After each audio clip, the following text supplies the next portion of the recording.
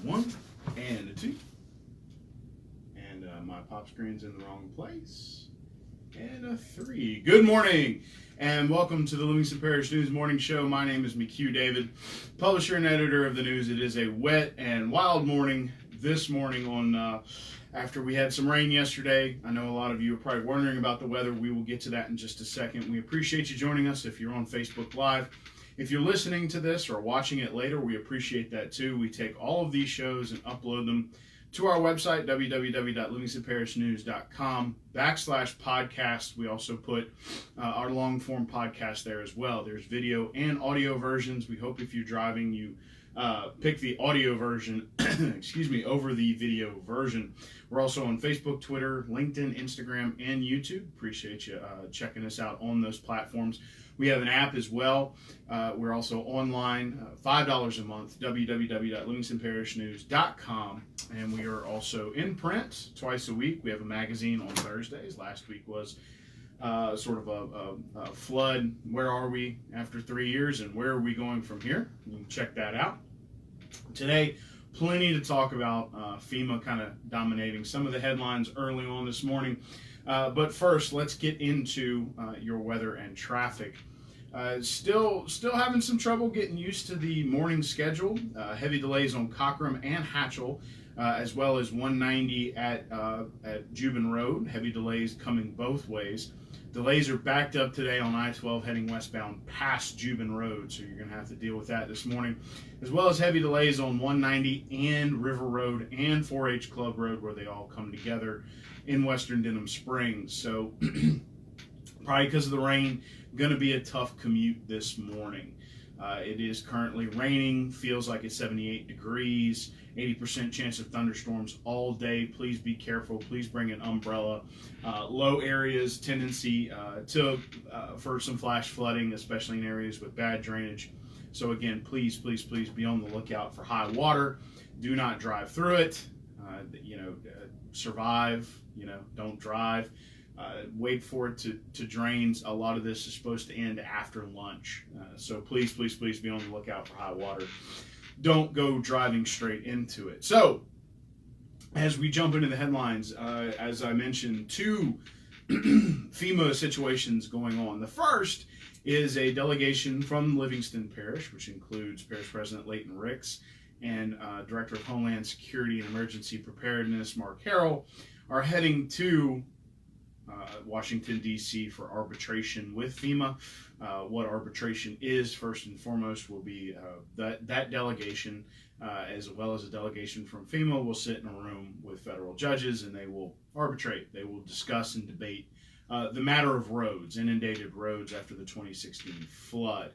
According to FEMA guidelines, FEMA does not pay for inundated roads after a disaster. The parish seems to think that they should.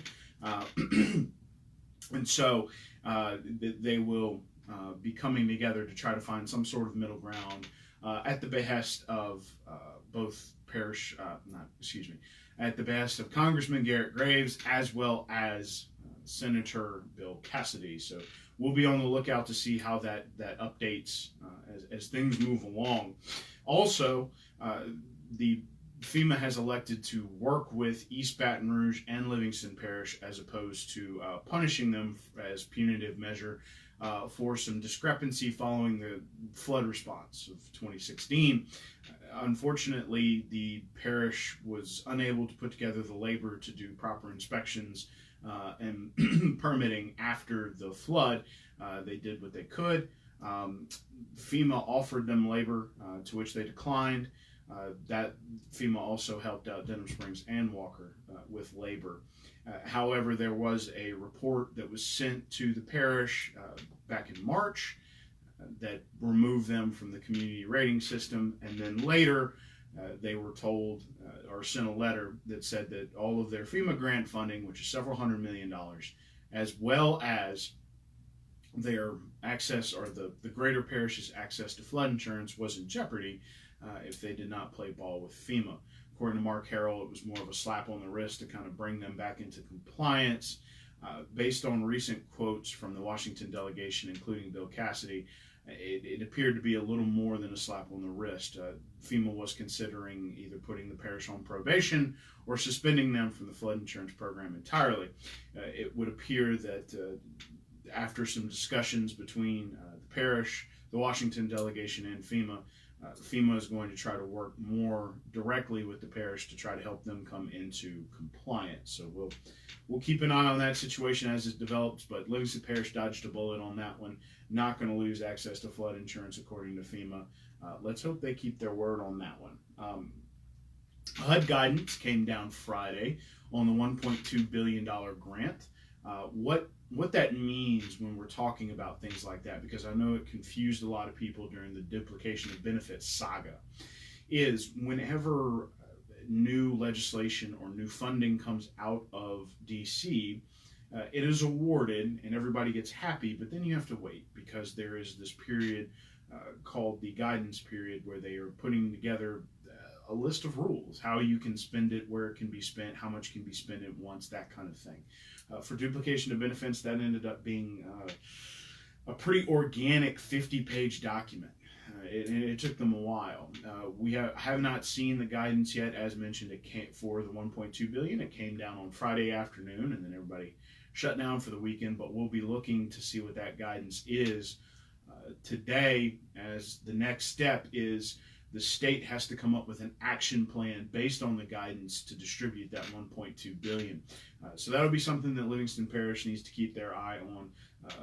Mr. Harrell, who was mentioned earlier, the Director of Emergency Preparedness, said that many of those funds could go towards perhaps updating a master plan, for instance, which, as you know, they are trying to pass the original version from 2013 in an effort to fast-track the zoning, with the idea that parish-wide sewer and drainage and those sorts of things will be pursued later as they require engineering and more funding. The master plan had gotten up to about $2 million, and they were trying to find a way to not make it that, because the parish would be on the hook for 25%, which is anywhere from $375,000 to $375,000 to $450,000. So trying to avoid that. Anyway, guidance has come down, now waiting for the state's action plan to be sent to Housing and Urban Development, who's passing down the $1.2 billion. And once that money begins to flow, once the state actions plan is in place, that money should begin to flow. So we will check that out. And I do apologize, folks. It is hot in here. I think our AC broke again. Not so great on this side of the building. Congressman Garrett Graves, who we discussed before, finally got his Cases Act passed and signed by President Donald Trump. What this is it's trying to make sort of representing your constituents easier in Washington, D.C. As it used to be, you had to go online, you had to fill out a form, and you had to mail it to his office for him to be able to take your information and then go discuss it with, FEMA, for instance, or the IRS or anybody else. Now, there's a streamlined process which allows you to simply sign up online and you're done. It definitely streamlines and expedites the process of using your congressman to represent you. So that was passed. You can find all of this stuff on our website, www.livingstonparishnews.com/news. Remember, it is $5 a month. Albany residents got a community tour of a lot of the new buildings and new classrooms at Albany High School and Junior High and Elementary, actually. Also, all three segments over in Albany this weekend. Great setup, great classrooms. Should be interesting to see how they utilize those spaces for ongoing education. They're very proud of it over there, and they should be. It turned out great. The pictures looked amazing. The murder trial of Blason Fife continues this morning. Kevin Fambro will be out there giving us updates. The latest, as of Friday, was that a witness, that Fife admitted that he murdered the person and that he would harm anyone in the car if they snitched on him, I guess you can say. What the order of events is that Fife ended up at the home in Walker. Things went south. He ended up committing a murder, or at least at this point he is accused of committing the murder. He took the gun that he had in his possession, sold it to someone in Baton Rouge, and then he and his girlfriend and another couple drove to California. According to the witness, on their way back was when Fife admitted to the murder and basically told them that told the couple and his girlfriend that he would kill them if they gave him up. Unfortunately for the group, or fortunately for everyone else, they ran into a Border Patrol stop. And once the plate was ran and his fingerprints and face were ran, they found out he had a warrant, and all four of them were arrested. And they are currently in the Livingston Parish Detention Center. So we will see how that case turns out.